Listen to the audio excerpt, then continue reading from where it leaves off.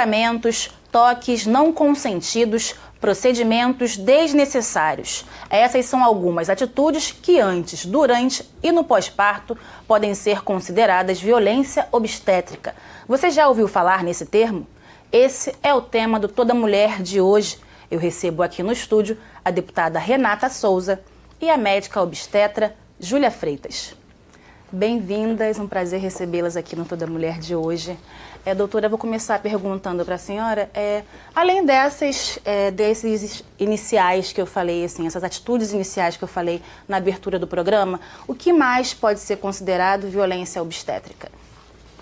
Então, na verdade, a violência obstétrica, ela é qualquer violência, né, qualquer situação em que a mulher se sinta desrespeitada nesse processo do trabalho de parto e pós-parto e mesmo no processo de abortamento também, né?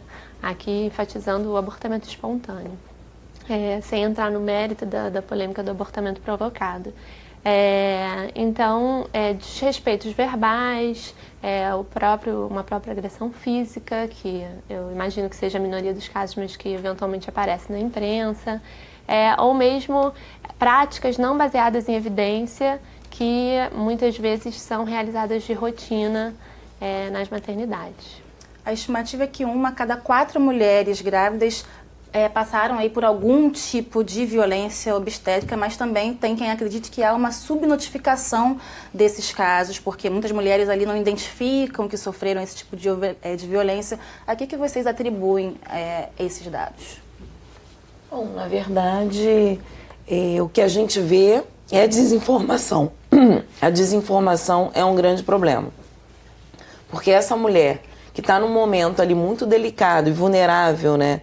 Ela realmente não consegue compreender se aquilo faz parte de um rito, né? No momento que você está indo dar à luz. Então, ela sequer, por exemplo, sabe que ela tem direito ao acompanhante durante o parto. Muitas vezes esse direito que já está previsto em lei é desrespeitado. Tem também a possibilidade dela ter uma doula.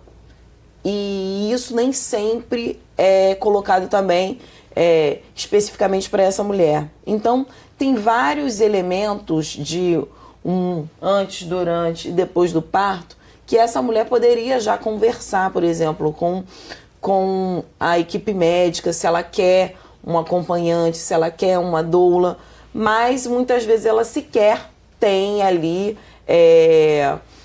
o processo desse diálogo iniciado para que ela possa ter aí o acompanhamento que ela queira. Então, desde essas coisas que são mais simbólicas até a violência em si, né, que é um momento do xingamento. Muitas mulheres relatam coisas do tipo, você está gritando agora, mas na hora de fazer não foi assim, você gostou. Então, olha que loucura o que a mulher muitas vezes sofre na hora do parto. Que existe uma naturalização, né, dessa violência contra a mulher, inclusive nesse momento que é para ser tão especial e muitas vezes acaba causando até mesmo um trauma nessa mulher, né, doutora? Exatamente. Eu acho que existem os casos de violência que são bastante claros, né, como o xingamento ou a própria violência física, e desses eu imagino que ninguém conteste. Mas existe também uma zona um pouco mais cinzenta em que, a princípio, o médico está fazendo, né, o médico ou qualquer profissional que esteja assistindo aquele parto, né, pode ser a enfermeira ou mesmo outros profissionais pelos quais a gestante passou, o técnico de enfermagem ou mesmo segurança da maternidade e tal. Mas aquelas pessoas estão fazendo o que consideram o seu melhor, mas são interpretadas como se tivessem feito uma agressão, né? Então, nesse ponto é que a gente precisa trabalhar esse diálogo. Por que a mulher está se sentindo agredida? Será que é porque ela não foi informada sobre o que seria feito? Será que é porque ela entendia que aquilo não era necessário?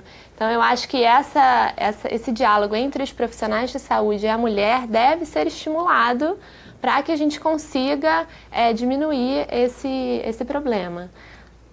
Nós temos aqui um depoimento de uma mulher que sofreu diversos tipos de violência durante o parto.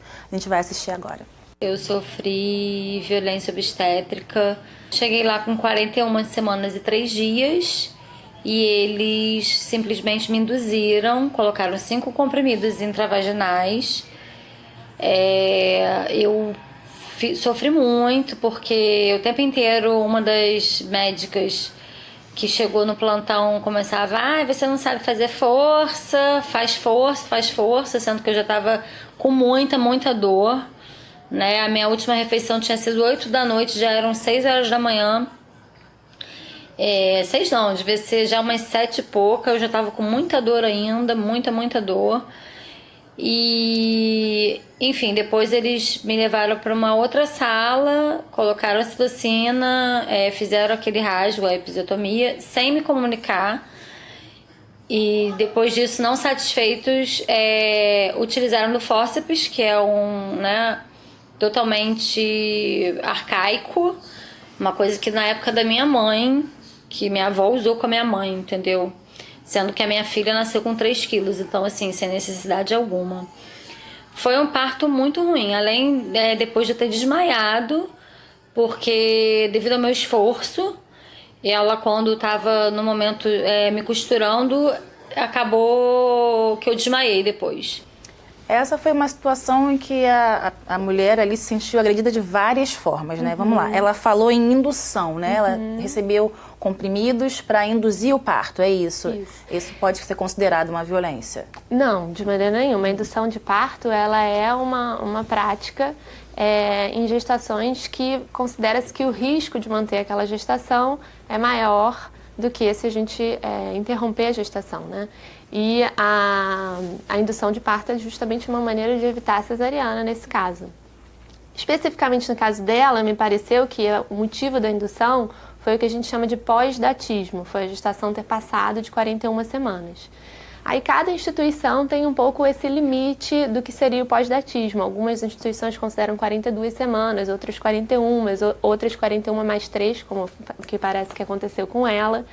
Mas, de qualquer maneira, essa indução me pareceu correta pelo protocolo da instituição que ela estava matriculada, né? Que estava seguindo o acompanhamento dela. Agora, é curioso entender por que ela considera isso uma violência, né? Por que isso não foi explicado de uma maneira que ela entendesse que aquilo era necessário. Eu acho que aí é que entra a falta do diálogo, né? Depois ela fala sobre não ter se alimentado. Eu não sei exatamente se isso foi uma opção dela ou se ela foi proibida de se alimentar. Aí realmente, a princípio, não existe mais essa indicação de que a mulher não possa comer ou beber líquidos durante o parto, o trabalho de parto. Ela poderia ter se alimentado. Mas era uma indicação que existiu por algum tempo e hoje em dia já não se indica mais. Exatamente. Ela fala também em ocitocina, que nesse caso da indução, às vezes é realmente necessário para você manter o padrão de contração e seguir aquele trabalho de parto. Mas, mais uma vez, ela interpreta como uma violência, então talvez nesse sentido tenha faltado novamente o diálogo. E ela fala no final, né, no período expulsivo, do fórceps e da episiotomia. O fórceps, na verdade, apesar dela ter essa interpretação de que é um instrumento arcaico, que não é mais usado, isso não é exatamente uma realidade. Assim, o fórceps, ele ainda, quando bem indicado e bem aplicado, ele é um instrumento que salva vidas, né? E muitas vezes, no momento da indicação do fórceps, não é mais considerado ideal a cesariana, porque seria uma cirurgia com muito mais morbidade, porque o bebê está lá embaixo e isso para retirada do bebê é ruim tanto para ele quanto para a mãe, né? Então o fórceps tem as suas indicações, mas mais uma vez ela considerou que foi uma violência, então talvez também tenha faltado esse diálogo. A episiotomia, nesse caso, existem alguns protocolos que de fato consideram que é necessária a episiotomia quando você utiliza o fórceps, né? Não são todos, isso não é um consenso, mas alguns protocolos defendem que a episiotomia seja realizada quando o fórceps é utilizado. Mas, mais uma vez, talvez não tenha havido essa explicação. Então, eu acho que muitos problemas poderiam ser evitados com diálogo. Mas, por outro lado, eu acho que a gente precisa também chamar a instituição para essa responsabilidade. né? Porque é claro que existe uma responsabilidade individual do profissional que está assistindo o parto, mas a instituição também tem a responsabilidade de treinar esse profissional, né? A gente pode pegar exemplos de empresas, por exemplo, que fazem treinamentos contra assédio moral, assédio sexual. Por que uma maternidade não pode fazer um treinamento contra a violência obstétrica, né? Então a gente precisa que a instituição também assuma responsabilidade sobre isso.